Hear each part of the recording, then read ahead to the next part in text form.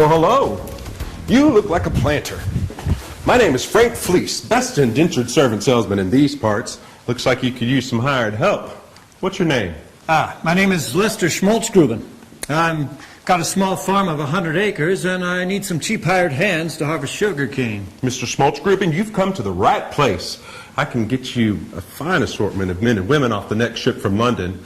I'd say you should start small. About 10 field hands, an overseer, some household help, about 4, a cook and her assistant and 2 maids, and a coachman to handle your personal horses who can double as a plowman to handle the plow horses. Whoa, that sounds like I'm going to have to put out a lot of money up front before I get anything out of the crops from the farm. Oh, no. White servants come cheap.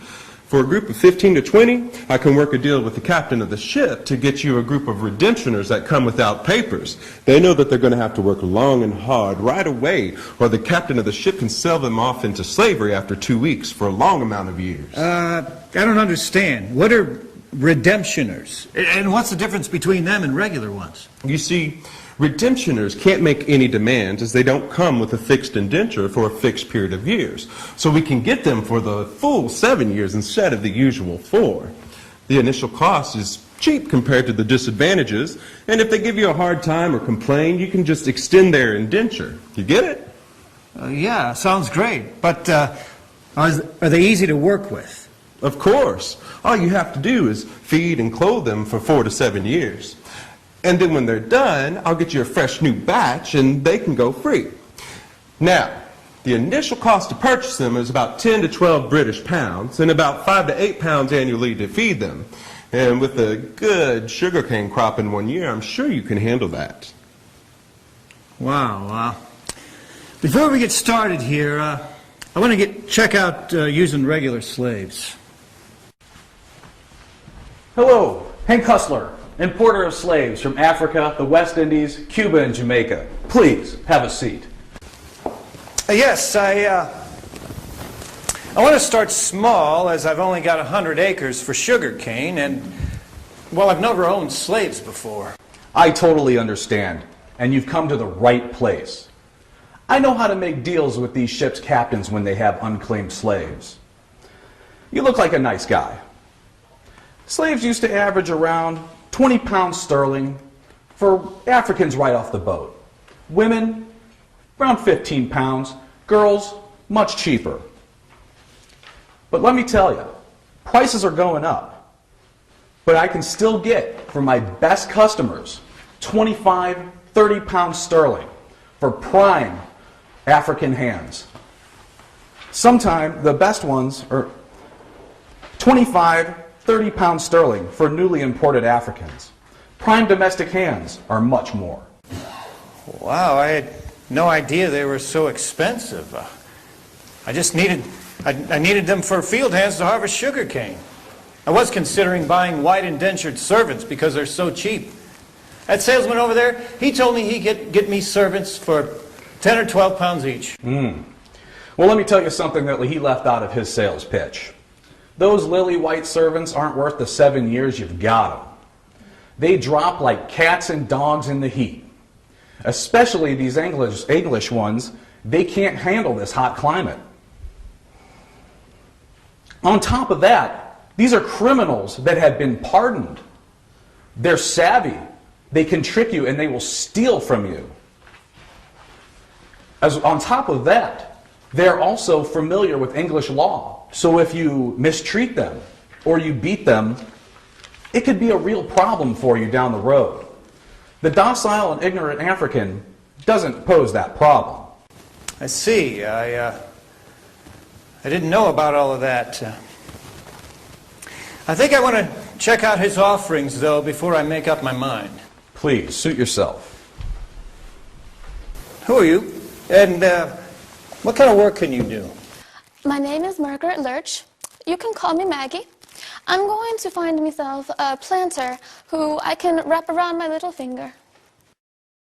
Isn't that a little too aggressive for a wench from the slums of London? No, I'm not. I just want to find a rich planter that I can manipulate. He's going to pay for those 7 weeks on that ship getting here. A tobacco or sugar cane farmer will do. And when my 7 years are up, I want to be given a nice wardrobe with pretty dresses. It's called Freedom Dues. I know my rights. What's that? You think I'm too demanding? Oh, Just wait, you'll see. I better tell you something I didn't mention before. Now, if you don't like your servant or you find her difficult to deal with, you can sell her off to another planter. Price to be agreed upon, of course, for the remaining years of her indenture. I heard that. Are you some kind of a used horse trader who thinks he can sell me off like an old horse? Listen, you, I can sell you off to a horse manure farmer if I wanted to. No, just wait a minute. I want to read this to you. This is a book from the Bible, written by Moses from God himself. It is Deuteronomy chapter 15, verses 12 to 15. And if thy brother, an Hebrew man or an Hebrew woman, be sold unto thee, and serve thee 6 years, then in the 7th year thou shalt let him go free from thee. And when thou sendest him out free from thee, thou shalt not let him go empty. Thou shalt furnish him liberally out of thy flock, and out of thy floor, and out of thy winepress. Of that wherewith the Lord thy God hath blessed thee, thou shalt give unto him. And thou shalt remember that thou was a bondman in the land of Egypt, and the Lord thy God redeemed thee. Therefore I command thee this thing today. So there. You see what I just told you? They're too savvy. And that one right there, she'll be quoting the Bible at you all day. Who are you? I'm Bonsie McGregor. I'm from Berwick upon Tweed. I fought in the Civil War against England. I'm a proud McGregor clansman, and I want to be treated according to the Magna Carta. That's baloney. We don't run things according to the Magna Carta. That was the year 1215. This is 1760. He is just a military prisoner sent off here to the colonies, probably Maine. Now hold on. I grew up at the Firth of Forth, and I am a proud McGregor clansman, descended from Gregor, son of King Alpin in the 8th century of Scotland. My family has always been loyal to the crown. Don't pull your Scottish ancestry on me. The Scottish Privy Council would be shipping this rabble off to the sawmills of Maine. And my freedom dues. I want a new bagpipe, and a McGregor tartan, and a case of scotch. I refer to Deuteronomy chapter 15, verse 14. I don't know about all of this. This sounds like this may be too tough to handle. Mr. Fleece, is there anything else I should know about these servants? Yes.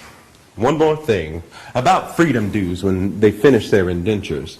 Now, you see, in Virginia, each man is entitled to food and clothing for 1 year, and sometimes tools and arms. Now, up in Maryland, they get a barrel of corn, a hoe, an axe, and clothing and shoes. And the ladies get a petticoat, a waistcoat, a new smock, and shoes and stockings. Oh, in North Carolina, they're also entitled to a new gun, but that can be instead of one of the new suits that's required. Wow, I think I'm going to recheck the slave choices. So you've returned. There must be some doubts about these white servants. Yes, I had no idea about this payoff after their indenture is up. Oh, yes. That is the main advantage of slaves. They never go free until they die or you sell them off. Not just 4 to 7 years of namby-pamby service. But wouldn't servants have a greater interest in supporting the good of the country? You don't want that. You want cheap, physical strength that can endure the hot sun. What you need is pure strength, the docility of an ignorant African slave. Okay, give me 50 slaves. You're right. I need pure strength, not some intelligent, sassy female. All right, you'll need 5 overseers, 1 for every 10 men. Slaves tend to run away. I've been listening to your sales pitch, boss, and I have something to say. Mr. Smoltzgroben, you're going to need these. You're going to have to put your slaves in chains until you've broken them in. And you're going to have to whip them daily to show them who's boss. And when they run off and you can't catch them with the hounds, you're going to have to shoot them with this. You mean I have to buy real bullets? You bet.